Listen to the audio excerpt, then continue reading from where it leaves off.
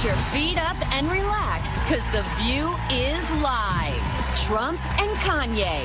His surprise meeting at Trump Tower just hours ago. What's this all about? And Charlie Brown banned. How one school's pulling the Peanuts gang out of class could spark a war on Christmas. Plus, comedian Wentworth reveals why the biggest stars are lining up for a nightcap with her. Here come Hot Topics with Whoopi, Sunny Hostin, Joy Behar, Sarah Haynes, and Jedediah Bila. Now, let's get things started.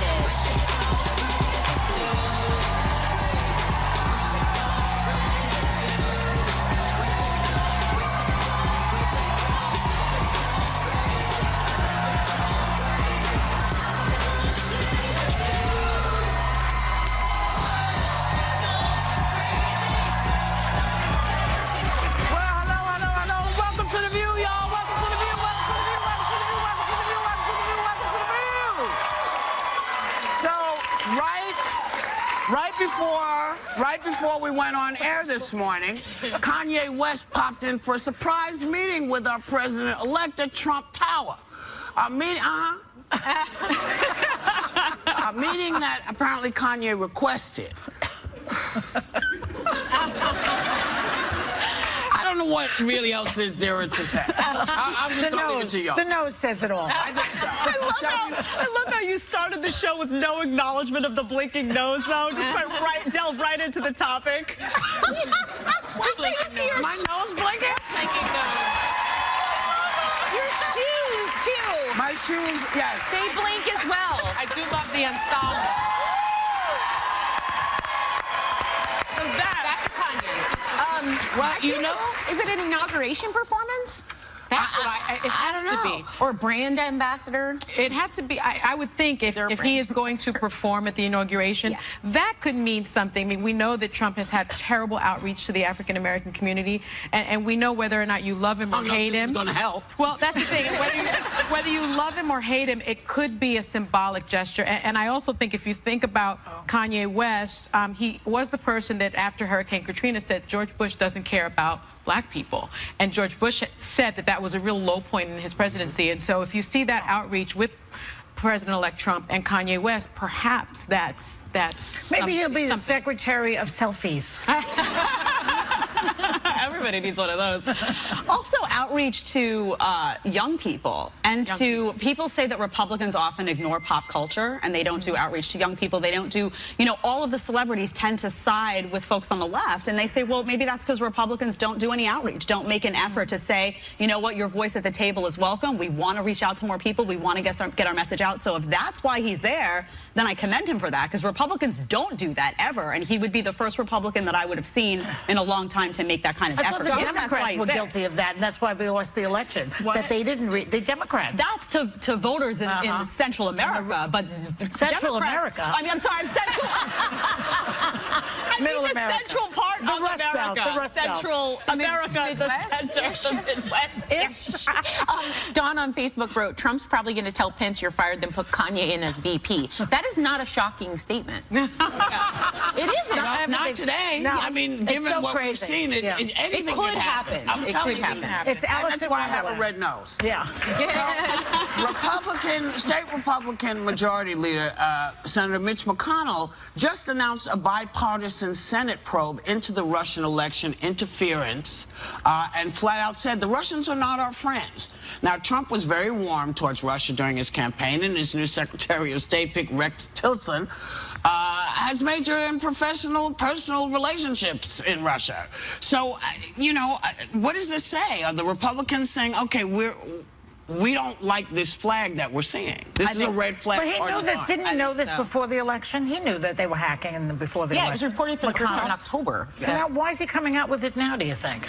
Mitch McConnell? Yeah. Well, I think he wants to be on the right side of history, for one thing, which is that you have to defend the democratic process. Well, but he was pretty neutral throughout the election. He was. If you remember, Mitch McConnell largely avoided discussing Donald Trump. He just avoided comment. I think he that's also, called hedging your bets, Sonny. Well, like if he won, they would get a job, and if he lost, they would be clean. He did. No. He did hedge his bets, but I think he also counseled a lot of the Republicans how to deal with Trump if he were elected or if he had not been elected. So I also think that there's a point where people, you know, we talked about the line in the sand. Yeah. This is his line in the sand. Yeah. You can't turn us over to Russia. And if there's an issue, and Trump has said, you know, there's something wrong. It's you know, it's crooked. It's this. So now we're seeing that there might have been some crooked stuff. So everybody should be very happy to find out that America is going to remain their own country and not be a puppet government for Russia. Shouldn't Trump be interested in looking into it? Because he's the one who's worried about being rigged. This is where it's not, his you know, ego is undoing him, though. This is like a tragic flaw of his. Like, this is a moment where he said himself there were millions of people that voted. It doesn't change the results. Trump did.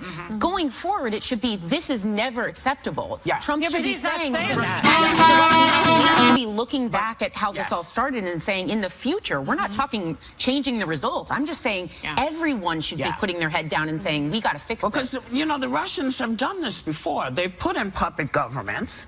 And, you know, look, would she have been elected if all of the emails hadn't been hacked? We will never know. We'll never know. Right. Because there was a lot of rigging going on in lots of different places, I think. But the idea that we are suddenly this third world country that needs someone to come in and say, hey, you know, it's what we do to other countries. We go in and say, hey, you're not doing this. This is not the democratic process. And suddenly now it's us. And I'm glad Mitch McConnell is saying, you know what? This is my line in the sand. Lindsey Graham and John McCain also. And Lindsey Graham. Are the so Republicans. thank you guys. Thank you, Republicans, But, you know, because I appreciate it. You know? But in order for this, you know, my fondest wish is that this election would be null and void. You know, everybody knows where I'm coming from. All right, I know a lot of people agree with me. A lot of people do not. That I should accept him as the president. What they need to do is find a smoking gun. They haven't found a smoking gun in the RNC's emails that would connect Russia directly to Trump. Well, they're not going to find it in RNC emails. They're not going to find wherever they need to, somebody needs to find that, and then they can say this election did not play correctly. That would be treason. That would be treason. Short of that, I don't think they can undo the election because they're saying that Russia might have hacked into it, but they're not saying that there was a direct connection between Trump and because Russia. there's not enough time. They've just copped to it. Something they've known, as you said, since, you know, almost a year ago. You can't quantify the difference it had with those emails being released by WikiLeaks we don't know. But you know what? The night is young. You never know what's going to happen. Well, that's why I say you have until the 20th. Anything can happen. Hope springs eternal. Yes. You know. But for today, I think it's a coming together moment to look at. You know, we always say, well, Republicans care about, you know, certain things and Democrats care about certain things. Well, guess what? There's a whole bunch of people on both sides of the aisle that care about putting America first and are concerned about interrupting. No, there's plenty. Yeah, but I'm not even just talking about people in positions of leadership. I'm talking about American voters out there who are saying, we absolutely must protect the democratic process. Regardless of who wins an election, we cannot have a country like Russia, like Iran, like whatever, that's a political foe meddling in our system. And I think you're going to have an uprising of people that say, I don't care if my guy won. That's great, but he has to have won fair. If there was a nexus. They only care if it affected the election. I think a lot of voters are saying, why are you making much ado about nothing? Because the bottom line is he would have been elected anyway. But the president-elect, if I may call him that. President-elect. The president-elect can barely get the words out. You know, he himself doesn't say, oh, gee, this is a terrible thing for the country. Because he doesn't know his history. He was asking in that tape we showed yesterday, saying, come on, Russia, hack into Hillary's emails. I mean, the president-elect himself. That's true, but that's to imply that people on the right necessarily follow his lead, I think it's false. Yeah, but the fish stinks from the head, okay? No, that's not, but that's not how it works. I think Trump was the biggest divider in the Republican Party in a long time. So the whole talk of the Republican Party along the way was they weren't getting on board. And they held their nose. But they're on board now. A lot of people held their nose. Well, you know, they're all lining up. Come on. But here's the thing. I do feel like, again, the line in the sand is they don't want this process, whether they liked Obama, hated Obama. There's a lot of stuff, a lot of them don't like about each other, but one thing that they are united about, I feel, well, because why would, you know, Mitch McConnell, what is he says stuff and then you don't hear from him for 2 years. So he's saying out loud, I don't care who's elected, this is not okay. And that's the line in the sand, and I'm glad to see that there is one, because we've allowed a whole bunch of stuff that we wouldn't have taken from any other candidate, ever. So I just, I feel like this is a message to President-elect Trump. It's a message to anybody who doesn't understand what the American system is, and that is, we are not run by any other country. We are America. We may not like the people we elect, but we make that decision, nobody else. And if it turns out that Russia's fingerprints are all over this, I think there is a discussion that's going to be had. Well, we would like Lindsey Graham and John McCain to come on the show. It would be very nice to have them here. Well, come back, you know. Come back to the show. Mitch McConnell. Mitch McConnell. Yeah. But he's never been here. Mitch. Has he been here, Mitch McConnell? I don't think Mitch is Mitch. I would love to hear from Mitch. Come on, baby. Come on, Mitch. Look at me. Look at me. You see my red nose? Come on, Mitch. Come on, Mitch. And John McCain, come back. I like Lindsey. Lindsey Graham, we love you. Yeah. We'll be right back. Coming up, retirement rage. The employee who dropped the mic by blasting his bosses on the way out the door. So Hot Topics on The View are only getting hotter. Here we go. And everyone wants to join this party. I'm a big fan of this show. This is like, I really made it. You made it. Yeah. Baby, that's why they call it The View. The View. The View. The View. The View, y'all. On ABC. The hilarious Allie Wentworth on how a nightcap got Sarah Jessica Parker, her hubby George, and even Whoopi to let loose. Welcome back. Apparently, some adults who are sitting in the echo chamber up there feel that my nose is distracted. I don't even notice your nose. Most people don't notice my nose. Thanks for calling Rudolph out once again. Thanks. You know, so I'll just take it off and make you guys feel, but yes. Oh, it's like the Grinch. It's all right. It's all right. It's all right. I try to entertain. I try to be cute. And the adults are like, oh my God, you're so distracting. No good deed goes unpunished. No good deed goes unpunished. So you know how I feel? Look at my shoes. So there is a question I have to ask you, because it has to do really with Donald Trump. Not so much, but what's happened to Mr. Romney? Does it seem, because, you know, folks around Mr. Trump are saying, you know, yeah, we were messing with him. We did it to mess him up. So is this the what is this? Are any of us safe from this? Roger, let me just say what it is. Roger Stone, one of his surrogates, longtime Trump advisor, said interviewing Romney for Secretary of State was just, quote, to toy with him, unquote, for daring to criticize Trump. So you can add to the list of the qualities that Trump has, sadism now, because he wants to get back at people and make them suffer and humiliate them. I'd like to think that's really not true. I'd like to think that's not true. Only because I know Roger Stone, he's an advisor to Trump, and he did say he said that. He said that's a quote. Yeah.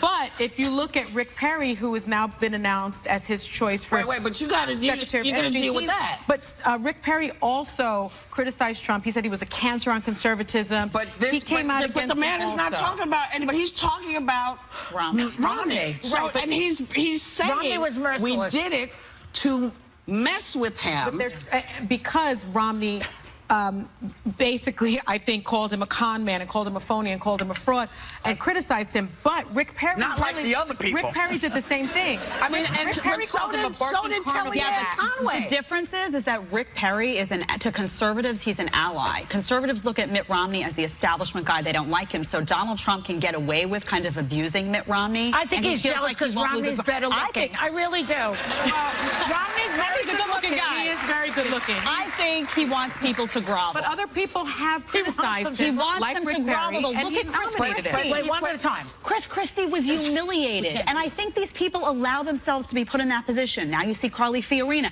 Stop. If you criticized him and he criticized you and he called you ugly or whatever, stay away. There's no benefit that comes from allying yourself. That's why this is so offensive. Because, you know, a lot of people criticize Kellyanne Conway.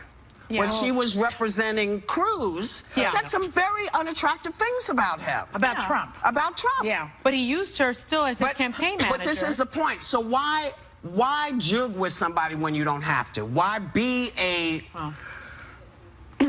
Sadistic. I'm telling you why, though, because there are no words. There are words I hope they have their finger on the button up there. You know. Because his base, those hard right people can't stand Mitt Romney. Okay, so why not just ignore Mitt Romney? Because why bring him into the middle of it? He's not wired like that. Because he wants to humiliate people. We're assuming that Roger Stone is being honest. He benefits. No, I'm sorry. For the longest time, there is a section of the right that can't stand establishment politicians on the right. They couldn't stand the Mitt Romney. You mean all the establishment politicians who can't right, so Mitch McConnell is the same way. Those kinds of politicians. There's a segment of people on the right that can't stand them. And Donald Trump knows that if he goes after Rick Perry, that's not going to go over well because conservatives like Rick Perry. But if he goes after Mitt Romney, they'll say, oh, good, he was an establishment hack. Listen, I like he Mitt gets Romney. away with it. It's getting to the point where I wish he was the president. Right. Don't you wish Romney Yeah, but was the that might be why he's jealous. He's jealous. Likable. Yes, I like Mitt Romney. I just think it just seems to me that there are people that have criticized Donald Trump and he's appointed them. There are people that have criticized Donald Trump and he hasn't. So I'm just not sure that I believe that he is that sadistic. Listen, it's not sadistic. This is a quote from a guy that's in the... I mean, we listen to everything else they say. Why would you doubt this? All of a sudden, this is fake news. Only because, look, I try to look at motivation, and it just seems to me that if Rick Perry called him a barking carnival act, but that's his choice for a Department of Energy, and Mitt Romney called him a con man, and he decided not to go with them. I don't know. It's not sadistic. It's not even that. It's personal. If the man hadn't said it, we wouldn't be talking about it. Yeah. If the man hadn't said, we did this specifically to him because he was a bonehead to us. He did say that. That's what he said, and that's why we're discussing it. He did say that. Yes. And so once he puts that out there, we say, wow. That's very... Why? That's kind of crappy. If it's true, it's horrible. Well, the man said it now. He said it. Why are you shocked by it, though? Well, I understand. I don't know why you're surprised either. But does it make sense to you from a political perspective that grassroots right can't stand the likes of us?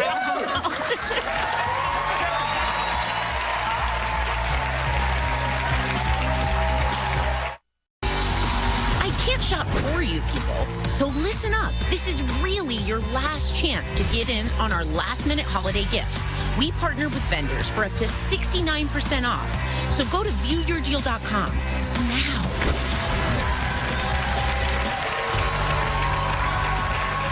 Welcome back.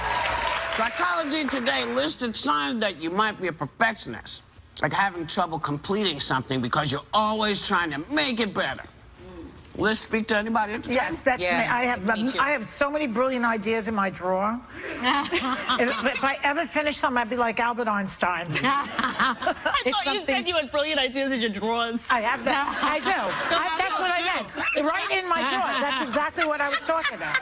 It is. When I read this list for Hot Topics, so many of them spoke to me. It's kind of scared me. It's something that I've struggled with a long time. Like one is you can't trust others to do a task correctly, so you rarely delegate. You have demanding standards. Only you can do it. Only I can do it. I do that. Only I can do it. Okay. You have demanding standards for yourself and others. That's true of you. And I like that. I like that. That's true of you. Yeah. It's number 8 for you. You tend to fixate on something you messed up. Remember the Jeopardy? You know I do. I'm still fixated over Jeopardy. know. It's like taking a bullet every time they show that damn big show. projects, if you think you can't nail it or finish it, you just keep waiting, like you don't make go it near better. it. Yeah. To make it better. Well, in the delegating, I do that to Max all the time. He'll say, I'll do it. And I was like, you're just not going to do it right. Never mind. Like, and then I go do it myself. It's a terrible See, I problem. had this disease thanks to my dad. My dad has this. I call it a disease, honestly, because it drives you crazy. I had it thanks to my dad. I used to hate group projects when I was in school. I was always afraid someone was going to mess up. Yeah. I used to fixate if I took a test and I got, 8 things right and 2 wrong. I'd come home and I was obsessed, and I fixed it because of my mom. My mom came to me one day and she saw a kid that was going to be tortured her whole life and said, you know what? Life is too short for this. You need to learn to make mistakes. You need to learn that none of this stuff you're worried about is a big deal. And it worked? You need to chill out. And she repeated it so many times. Right. She said, I wanted you to be the kind of kid that could throw your hair back and say, you know what? Life is too short. And I finally learned it. It took me a long time. And I got to tell you, I'm so much happier. Really? Yeah, I'm not there. I have to play the tapes in my head all the time. It's okay, let it go. It's okay, let it go. It's okay, let it go. God, It's ruminating. This table needs a lot of therapy. Let it go, let it go, let it go, let it go, let it go. A lot of shrinking at this table could be very useful. Start your Shrinking weekend. therapy. Whoopi's my therapist. I've done it already. I've been there, done that. I know you taught me real psychodynamic. Yeah, psychodrama, yeah. I'll give you a psychodrama. I don't need this. I'm cool. No. See any of these that spoke No, to you? She doesn't. because I see something I have to get done, I get it done. I get it done. Yeah. And if I do it the best I can and somebody can do it better, fine, come back and do it. But I've done what I'm supposed to do. And I don't have time to fool around and go, well, it maybe needs to have a little bit more. You have a creative mind, though. But my mind doesn't stop me from going forward. Yeah. Most of the time, I think people get fixated on stuff because they don't want to go to the next thing. Yeah. Sometimes it's just like, I don't want to deal with it right now, so I'm just going to do this until I'm ready to move on. And sometimes that's all it is. I find that I have this one here. You have demanding standards for yourself. In stand-up, And others. in others not as much. For myself, in stand-up comedy, like if I have to do an hour show, it is incumbent upon me that I have to be funny for one entire hour. Like there can't be any lulls. They have to be laughing hysterically for an hour, or I refuse to do it. How hard is that to do? Don't you have to dips and valleys? It's been extremely stressful for 35 years. Yeah. It's very stressful because I watch some comedians and they have like gaps. They're Bring it walking down, around. back up. People are relaxing. They can have a minute to look at their iPhone. Not me. If you are not laughing every single second, and that's why I don't want to do it. I don't want to do it as much because I have too much writing on it. It's ridiculous. You should hang out with Jen's mom. Hang out with Mom. That's the only area, though. The rest of it, I don't have any anxiety about nervous? this show, for example. Oh, yes, of course. Do stand-up? Oh, yeah, very Stand-up is hard, I imagine. puke. I puke. Do you? Sometimes. I used to. You get nervous. You do Well, no, because Sometimes I don't have the same issues that Joy has. Yeah, it's because different. Joy is a stand-up. I'm not a stand-up. You do stand up. You've She done does. I'm not a stand-up. A stand-up has to do what Joy does. Yeah. I don't do that. I'm a storyteller. I was going to say, because So I went to see you and you were I telling tell stories. I want to be a storyteller and now. Well, you can. But you have to. I don't have the patience. I can't. But here's the thing about being a storyteller. What it does for me is, if I see something and there's a hole, I can't get beyond the hole until I've fixed it. Oh. So the stories have to flow. Yeah, of course. They have to flow. They can't be choppy. Well, that's So the same it's- kind of thing in a way. Well, in a way, but the puking. I do it differently because most of my show's not written down. There are things that I like to talk about that I always know I'm going to do. So if the audience is like not in the groove with me, I go into the things I know is going to bring them in. I see. It was That's shocking it. to me when I went to What see your was show. The fact that I was funny? No, I know you're funny. At the King Theater, I think in Brooklyn, Yeah. you allowed the audience to ask you questions. Yeah. And Oh, I I was do like, that, too. oh my gosh, what are they going to ask? That was, for me, like the most fun part of the show. Wow, thanks. Well, it was so much fun. But it was very insightful. It was very insightful. It was just really interesting. Well, yeah, I mean, Well, I do a Q&A, too. You do? Yeah. Yeah. See, I want to go see you in... Yeah, she's really good. You just Yeah, I missed wanna her. go She see was it. just I was just at the Sugar House. I'm going to be at Foxwoods January 7th. Very I'm nice. going to go to So that. try this again. I'm going to go to that. And then that's We it. I have to should, okay, so we're going to tell you, audience, meet us at Foxwoods Yeah. for Joy's show on the 7th. We're gonna go. You sell this show You're out. coming? We will all be there to root with you, okay? We'll see you. We'll be right back.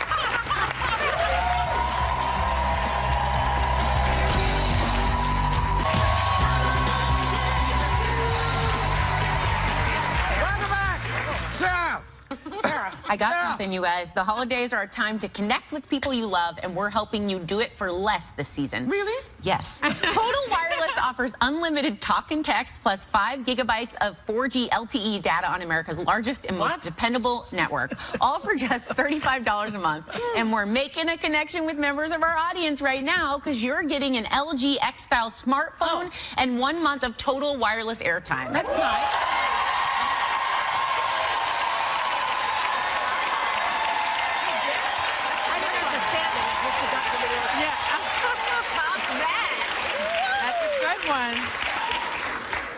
Well, golly. But until she got to the word phone, I didn't know what she was talking about.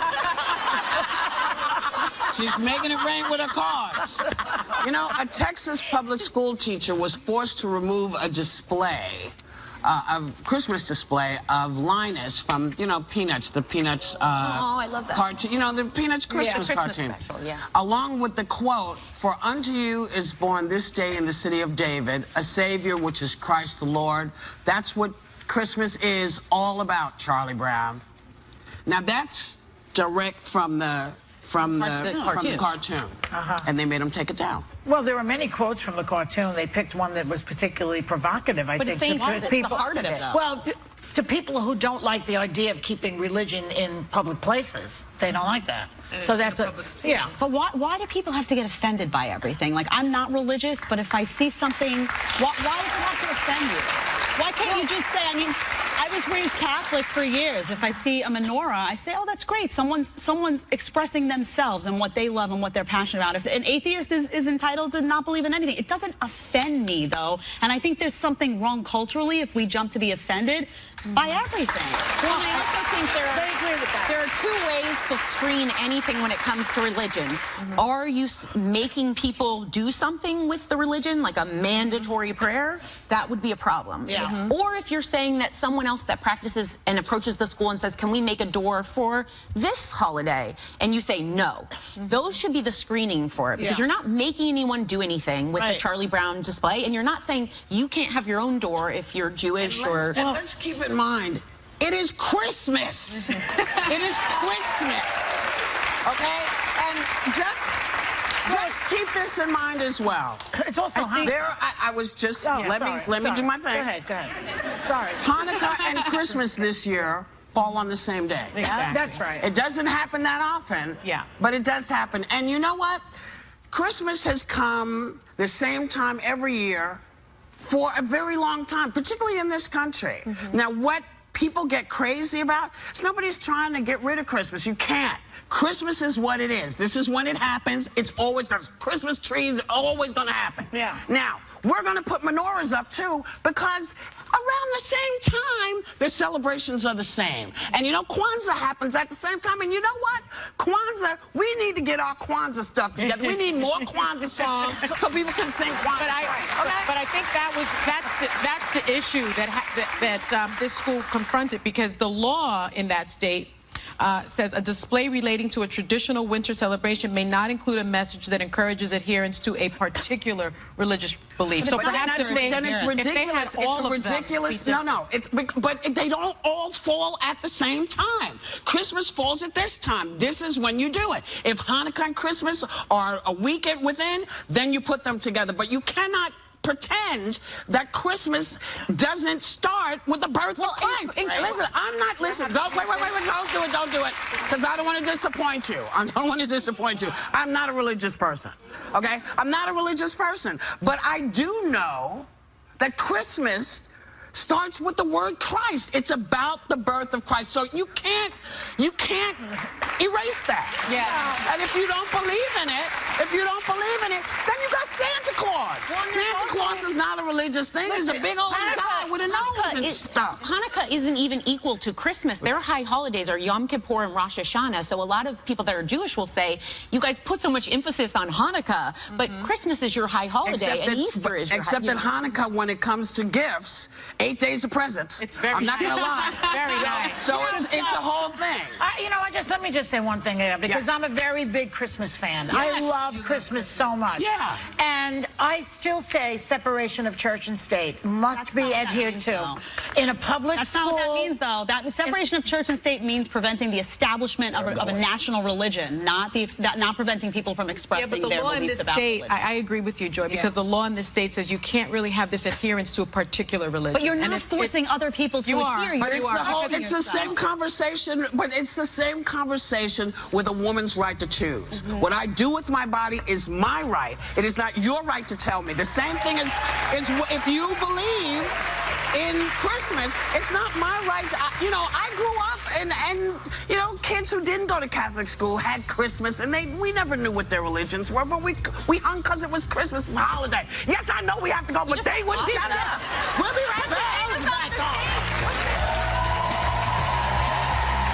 Next, how did Allie Wentworth's Nightcap with Sarah Jessica Parker end with a little girl on girl?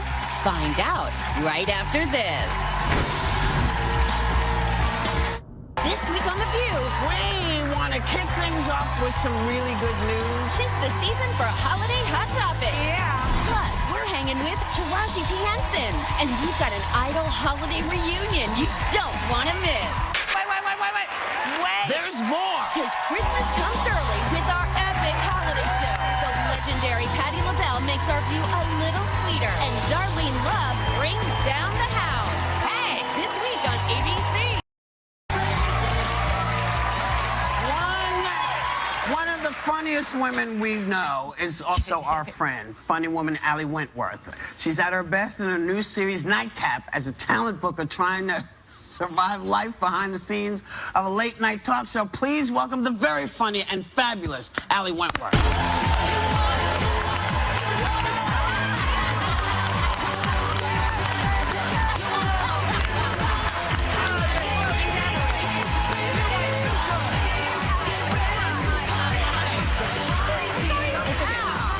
Let me re-gift. Thank you. Hi. Hi, baby. Hi, how are you? I'm Look good. Look at me putting it to the man by wearing my Rudolph. That's right. Yeah. On this show especially. Yeah. So, baby, you know, some are saying we're in a dark political time. You grew up in Washington, D.C. during lots of crazy other crazy times. Yes, yes. And it had Want me to tell you about it? Yeah, please do. All right, well, let me take off my nose since we're starting there. I grew up, my parents were all political journalists during Watergate. So Woodward and Bernstein are like, you know, my godfathers. And during Watergate, I was in school with G. Gordon Liddy's son and everybody, and I just remember as a child, it was so intense at home. There was fighting. People were scared. Am I on some list? And you know, I had to break up with G. Gordon Liddy's son, who I thought was so cute. Really? His dad was a criminal. Like, what am I? You know? So I just remember it was such a dark time that that's when I started performing. I had to find levity. Yeah. And I would sort of stand on the kitchen counter and do impressions and joke around because my parents were so upset all the time. Yeah. The sad thing is that I'm a 50-year-old woman and I still do it. My children are scared of ISIS, and so I get on the table and I do some stuff from your show. Oh, thank you. I like that. Around the world. Do it, girl. So is this period more scary or less scary than Watergate right now? Well, it's more scary for me because as a kid, they broke in and they broke into the hotel and got a few files. Now it's scary just because the world is so unpredictable and so different. Right. And it's much worse now. Yeah, and I have an 11-year-old daughter who doesn't really understand what ISIS is, but she knows that she's scared, and she's now sleeping in bed with us every night. Yeah. So what do you do, Allie? What do you do? You got little girls. You see what's happening. What can you say to other parents who are at their wits' end with their children, who are scared, and they're also scared as adults? This is what I say. I say two things. I say to my kids, one is, we help out everybody in this country that is really going to need our help. Whatever in organization, we give, we volunteer, we help out. I mean, I'll tell you a story. I wasn't planning on story, which might be the end of my marriage.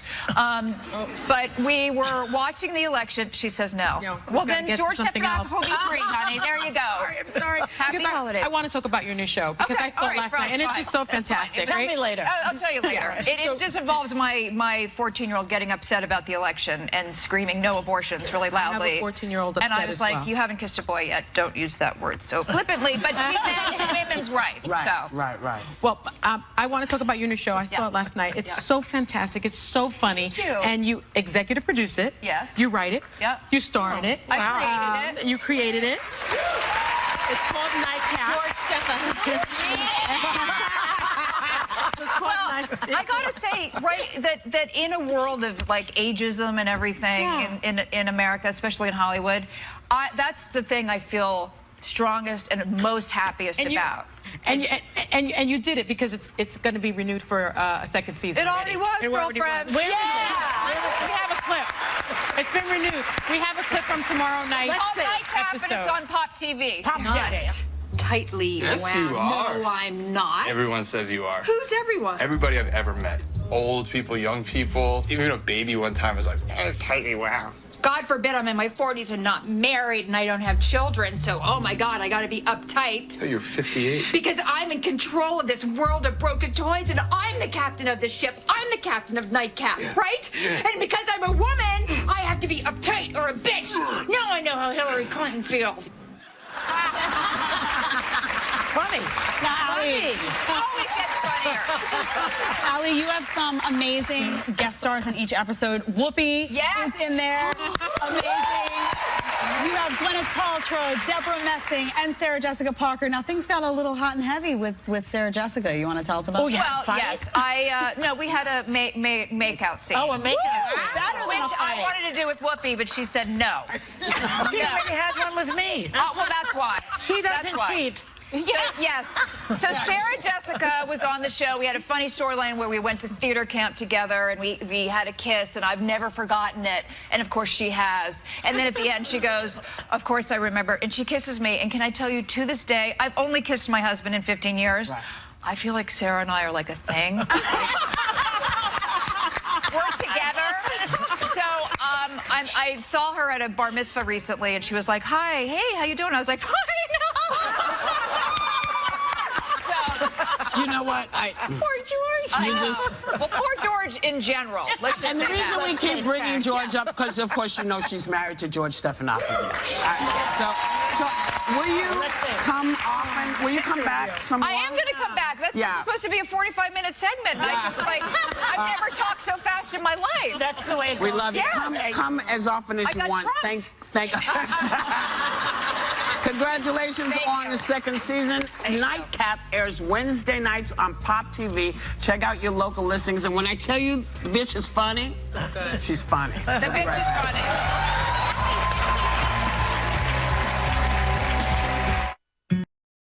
Have a great day. Take a little time to enjoy the view. I'm doing it fast because we don't have any time to say goodbye.